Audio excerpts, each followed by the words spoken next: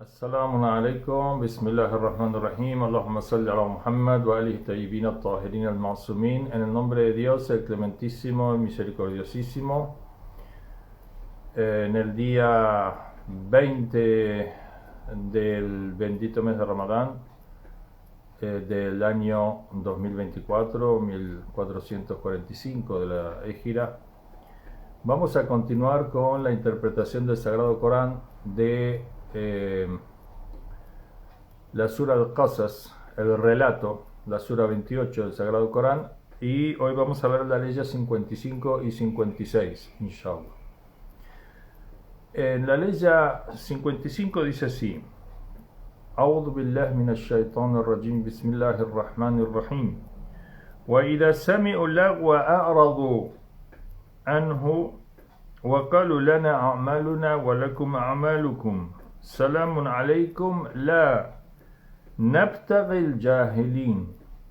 Dice así: idha sami'u lagwa, cuando escuchan lo vano, lo pecaminoso, lo que no es bueno, lo que no tiene sentido, cuando pasan por algún lugar y escuchan cosas que son negativas, que son falsas, que son vanas, que no agradan a Dios, que enojan a Dios, todo esto incluye el agua, algo que es vano, que no es correcto.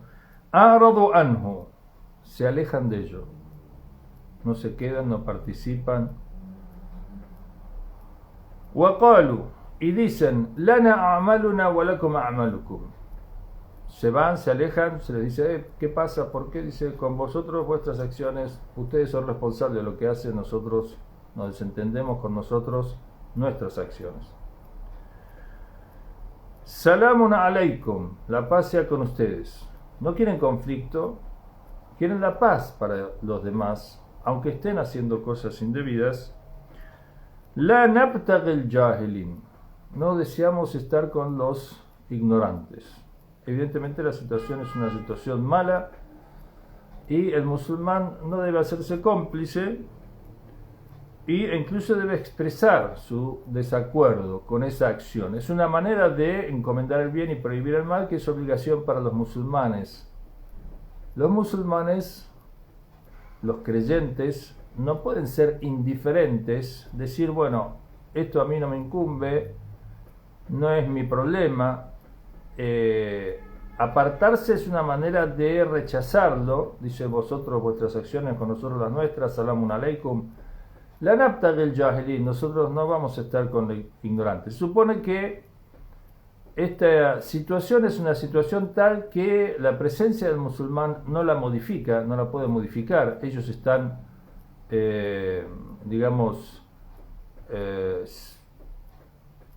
con la actitud de seguir haciendo eso que está mal, no tienen intención de cambiar, no hay efecto positivo ni en el consejo ni en ningún tipo de alusión, sino que ellos están determinados a continuar con eso. Entonces el musulmán, se retira, no se debe quedar en una situación así.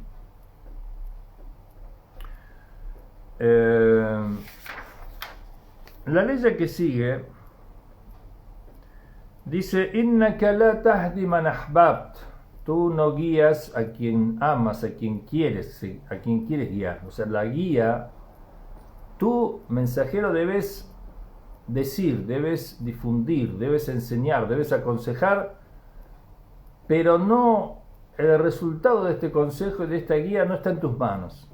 Tú debes hacerlo, pero dice: innaka la tahdi man ahbab, ciertamente que tú no puedes guiar a quien quieres, walakinna Allah yahdi man yasha, pero Dios guía a quien quiere. Wa huwa a'lamu bil muhtadin, y Él sabe más acerca de aquellos que tienen capacidad de ser guiados.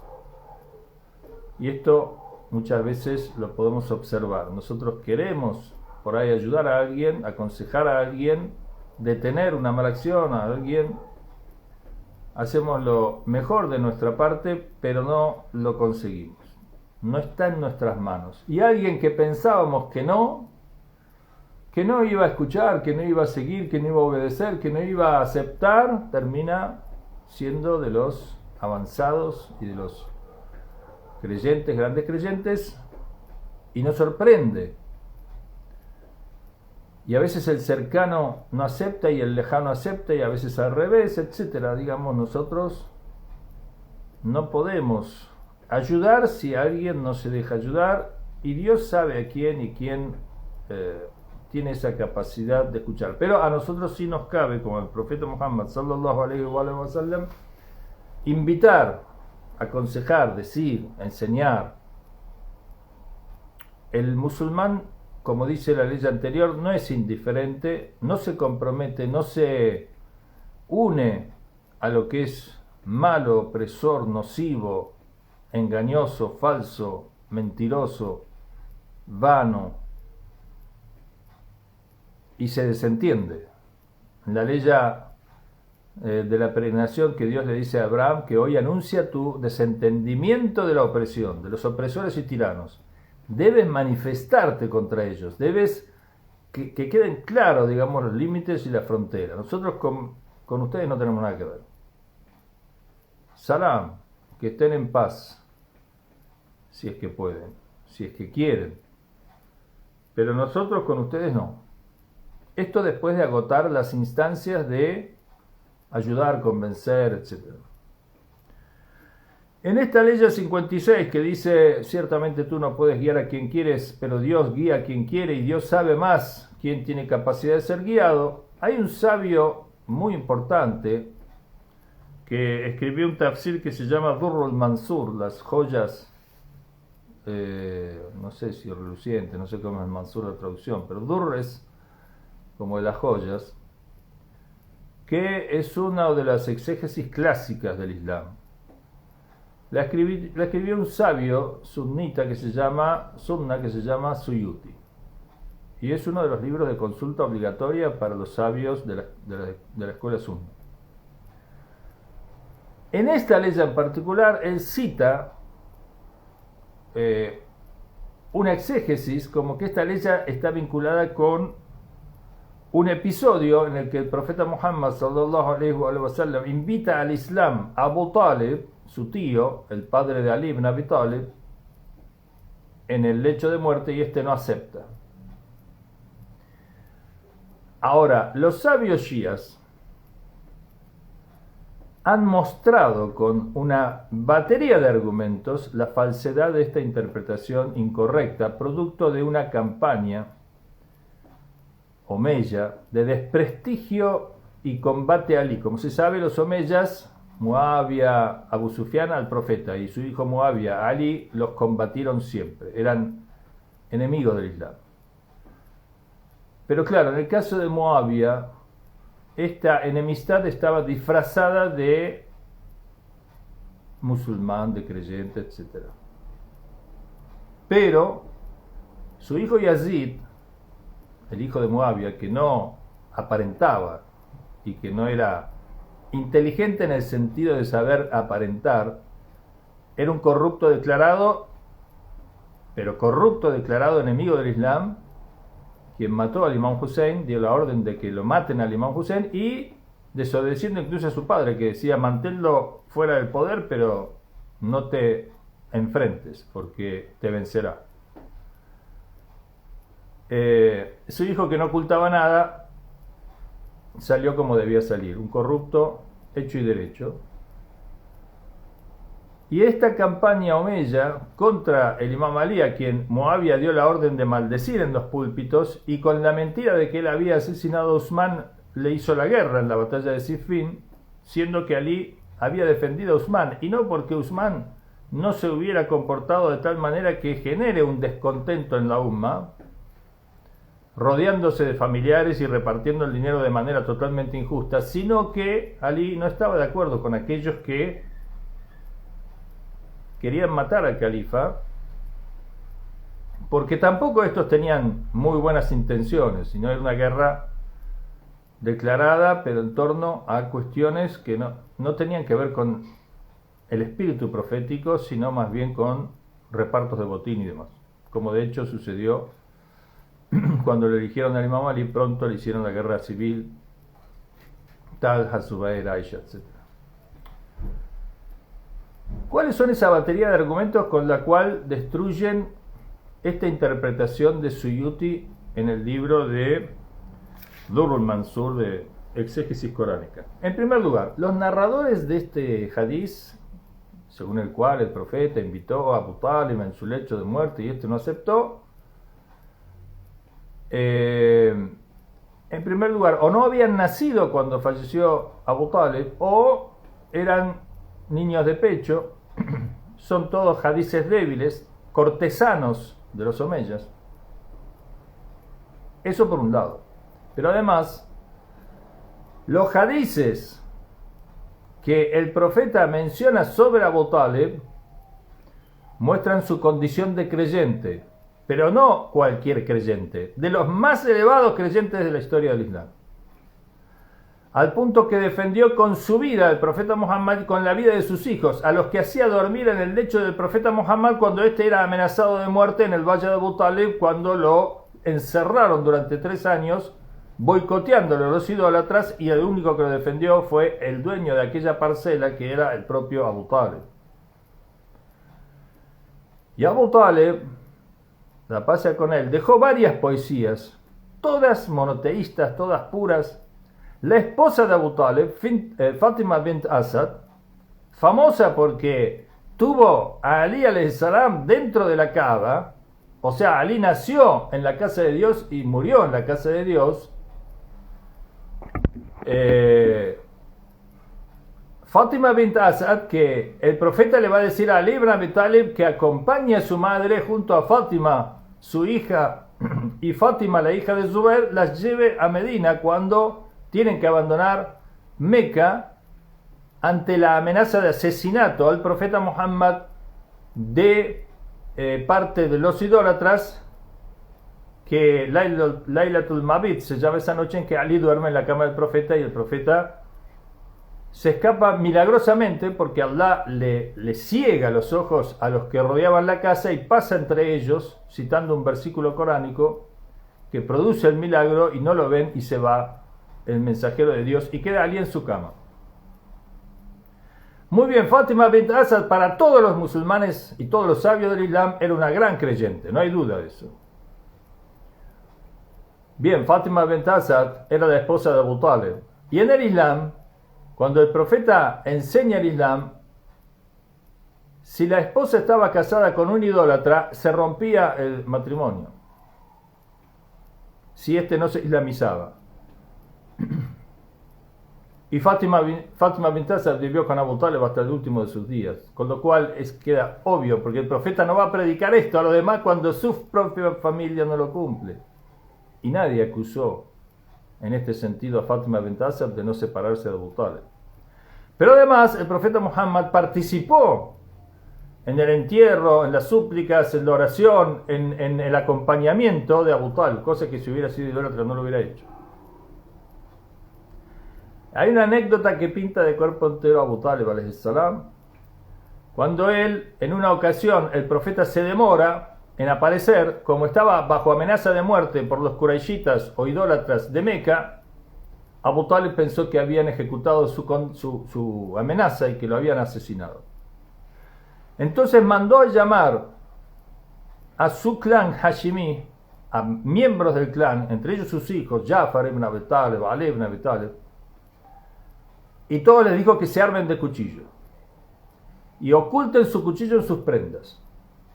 Y se dirigieron todos a la Kaaba, donde estaba el consejo gobernante de los idólatras, las máximas cabezas, el núcleo del poder idólatra. Y a la orden de Abu Talib los matarían a todos por haber matado al profeta Muhammad sallallahu alaihi wa sallam. Pero en el camino se encuentra con el mensajero de Dios, el profeta Muhammad. No lo habían matado, se había quedado hablando con una anciana, con la paciencia que tenía el mensajero de Dios. Cuando una anciana le hablaba mucho y demás, él escuchaba, no le interrumpía hasta que ella, entonces, ya satisfecha, lo dejaba marchar. Por eso había llegado tarde. Pero Abu Talib alayhi salam dijo: por favor, acompáñenme. Y se dirigió a la Kaaba con ese grupo de gente y les dijo a todo el clan Qurayshita, el núcleo del poder opresor y tirano, les dijo: ustedes amenazaron de muerte a mi sobrino y hoy se ausentó, llegó tarde y pensé que ustedes lo habían ejecutado. Quiero decirles que yo di la orden a todo este grupo y a mí mismo de hacer lo siguiente. Ordenó abrir las prendas, mostró el cuchillo. Les iba a cortar la cabeza a todos ustedes por asesinar al mensajero de Dios. Así que sepan, no se metan con mi sobrino. Bueno, alguien así no tiene fe en el mensajero de Dios. Alguien que hace que sus hijos duerman en el lecho del sobrino para que no cumplan la amenaza de muerte. Alguien que pone todo su prestigio, su poder, sus bienes para defender al Islam. ¿No tiene fe en el Islam? ¿No tiene fe en el mensajero de Dios? ¿Quién la tiene? ¿Acaso puede decirse de que Abu Sufyan y Muawiyah son musulmanes, pero Abu Talib no? ¿Aquellos que toda su vida combatieron al Islam y fueron los artífices de asesinatos en gran escala? Ellos sí son musulmanes, pero Abu Talib, que defendió al mensajero de Dios, no lo es. Esta es la campaña omeya de desprestigio a Ali alayhi salam, atacando a su padre diciendo que era idólatra. Imposible que alguien como Ali, su ascendencia sea idólatra. Son todos monoteístas. Hasta Adán, el mensajero de Dios, y los profetas en la doctrina coránica son todos puros. Son todos infalibles. Por eso son elegidos por Dios. ¿Acaso Dios va a elegir a un corrupto para guiar a la humanidad? ¿Puede pensarse eso de Dios? No, los corruptos son los que atacan y enfrentan a los mensajeros de Dios. Y después, cuando pueden, tergiversan las versiones y le endilgan a los mensajeros y profetas todos sus vicios, pecados, adulterios, borracheras, asesinatos, sobornos y todas las metodologías que emplean para mantenerse en el poder.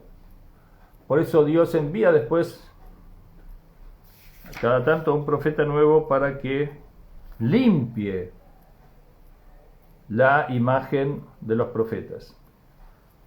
Por eso cuando el Corán dice: ciertamente Dios ha querido purificarte, profeta, de todos tus pecados pasados y futuros, la correcta interpretación de este versículo es la que dan los imames. Aquí lo que Dios dice no es que el profeta tenía pecados y Dios lo va a purificar de esos pecados cometidos. Lo que quiere decir es que Dios te va a purificar de los pecados pasados y futuros, es de todo aquello que te endilgan falsamente los opresores y los mentirosos. Veamos hoy, si no, cómo hablan de los creyentes los opresores hoy. Prendan el televisor, abran un diario y vean lo que dicen de los creyentes hoy. ¿Acaso no le van a decir? Si se lo dijeron a los profetas, Jesús en los evangelios dice: prepárense porque les van a decir a ustedes lo que dicen a mí. ¿Acaso si me lo dicen a mí, no se lo van a decir a ustedes, mis seguidores? Obviamente. Entonces, Dios conoce más y por supuesto que esto no va a quedar así y todos van a tener que dar cuenta de las mentiras, los engaños, las falsedades y cómo le endilgan al Islam lo que ellos practican, el terrorismo que ellos practican, el genocidio que practican, que se lo endilgan al Islam cuando el Islam se está defendiendo, en términos generales, por supuesto. No nos hacemos cargo de los musulmanes que a grito de Dios es grande degüellan y matan, porque esos son creados, según Trump, por Estados Unidos contra el Islam. De hecho, nunca atacan a Israel ni a Estados Unidos. Pero sí atacan a sunna, shia, cristiano, judío, lo que venga. Entonces no nos hacemos cargo de esas manchas que pretenden endilgarnos con falsedades, mentiras y complots. Inshallah, después vamos a continuar. Wassalamu alaikum wa rahmatullahi wa barakatuh.